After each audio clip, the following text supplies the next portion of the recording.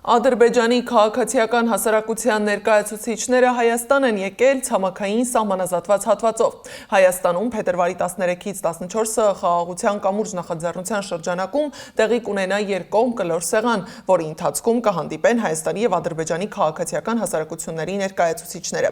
Բացի խաղաղության կամուրջ նախաձեռնության հիմնական մասնակիցներից, այս կլոր սեղանին կներգրավվեն երկու կողմերից նաեւ այլ մասնակիցներ։ Հայաստանի եւ Ադրբեջանի խմբերում տարբեր ոլորտի մարդիկ են ներգրավված՝ տնտեսություն, մշակույթ ու լրատվամիջոցներ։